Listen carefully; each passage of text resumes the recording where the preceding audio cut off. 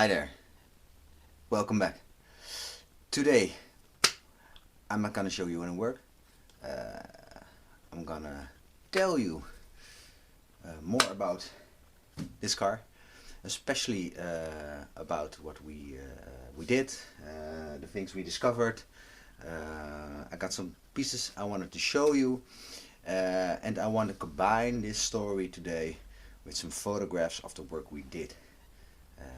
Sadly, I decided too late for this project to start making videos about it, but I do want to share the process with you, and the only thing I can do right now to rewind is show you some pictures, because everything I did is documented. I made a lot of photos, and while I'm talking in this session, I will show you the pictures, and maybe even do a little slideshow in the video with some nice music. Then you can dance and watch the videos. I don't know, but then you have a clue of what we had to deal with while working on this car, and what we are going to deal with. For example, I hope you can see it. Yes, this part is very bad. I thought it needed replacement, for replacing this whole part. Luckily that is not necessary, but we're gonna have to weld and restore. That's the biggest thing we have to do right now, and I'm very glad with it, because if I take the new European bumper that's already fitted off, and didn't fit it like mounted, then you see this part that is completely new. When we dismantled the car, we found several rusty pieces. Maybe you can see it. Yes,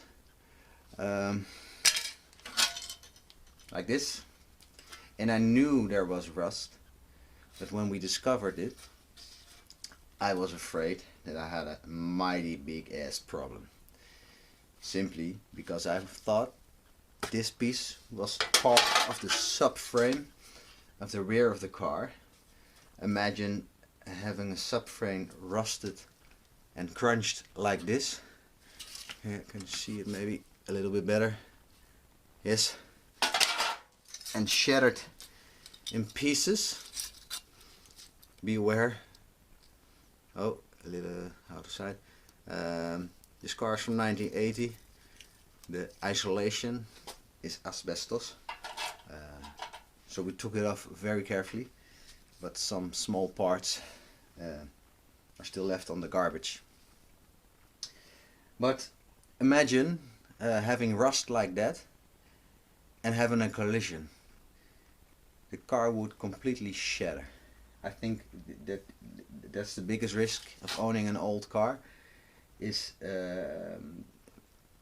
damage that is not visible, rust and other stuff. And I think that's good, that it is good to regularly check it, and if you have rust, repair it. I know it will cost money, but you have to repair it. I waited too long, simply because I knew these parts were not good. But I was a cheap piep, you know. That's Dutch, and we always are cheap. Is het gratis? Okay, well. If you have a second, I will show you the other side of the... Oh, here we go. If you have a look at this, it looks pretty good, doesn't it? Well, that's why we took it all out, and we discovered, lucky for me, that, where are you? There are you. I'm gonna pin you again, but then I have my hands free. We discovered that these plates are just aesthetical plates. Heat shields, or they hold the heat shield, and the heat shield that was also very much damaged was actually still for sale. I bought it at Kooijmans at Hilversum, and it wasn't that expensive also. Underneath, and you're gonna see the photos soon, the subframe was like new, was extremely good. So all I had to do is take this part and this part, ta-da, and fabricate new ones, because these were not for sale, or I couldn't find them on for sale. So I made some drawings, and after the drawings, my brother-in-law Andy, who is not here today because he couldn't come, sadly, he made these parts himself for me. So I'm very grateful for that. And after that, we put the complete underside back together. Put some new isolation in it. A new heat blanket, completely safe, no asbestos. And now, yeah, well, it looks. I'm very happy with it. Looks like new. I think you can see the undercarriage because I don't have the European style diaper, they call it. So people lying on the ground looking at the underside of my car will see that there's no more rust, but there's a perfectly polished RVS frame. And on the other side, oh, I'm taking you off again. I'm gonna have a walk. If you see this part, where is it? Yes, there it is. This part, if muffled aluminium, was also in a very bad shape. They cut it. Lots of things have happened to it in the past, and my brother-in-law made a new one for me, and I'm very happy with it. He even got the bumps in. I have to polish it yet. He got the mounts at the right position. Yeah, I'm pretty happy with it. Same for these parts. These are all also new. And the only thing now left for me to do is polish it. So the inside, I hope you can see, is still a bit messy. You see there's a little bit of old isolation left because I'm not going to take that part out. I'm going to leave it in. If you don't touch it, nothing will happen. But yeah, I think it looks very, very, very, very, very, very, very, very good.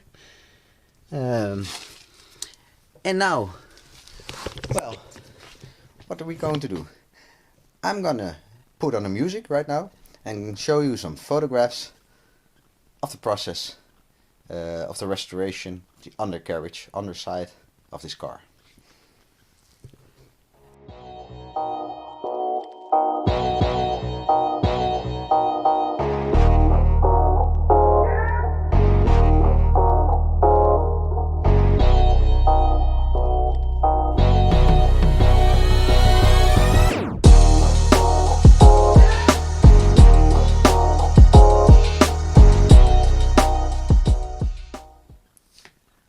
I hope you enjoyed the pictures and the music, because it's hard to make the right choice. I'm just gonna put it back on because simply I hate it when it's not on.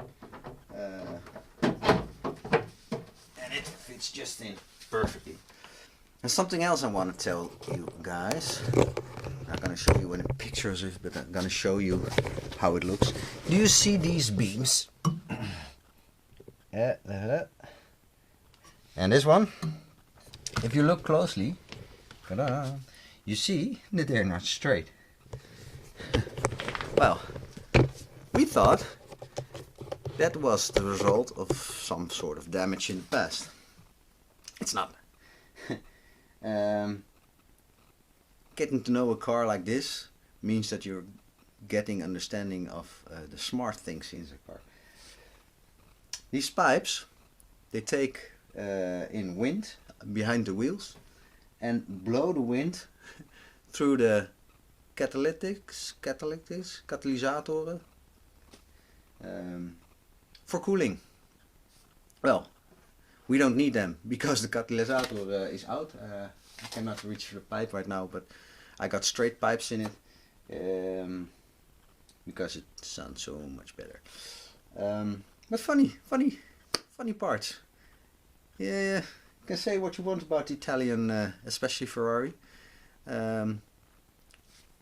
These cars are solid, good, and so smart for their age.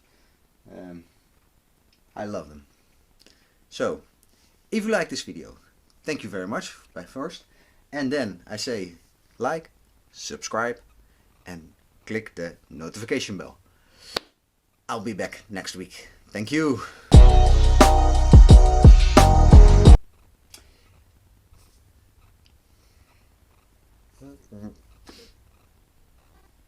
Hello. Hi there. My name's Mark. Welcome back.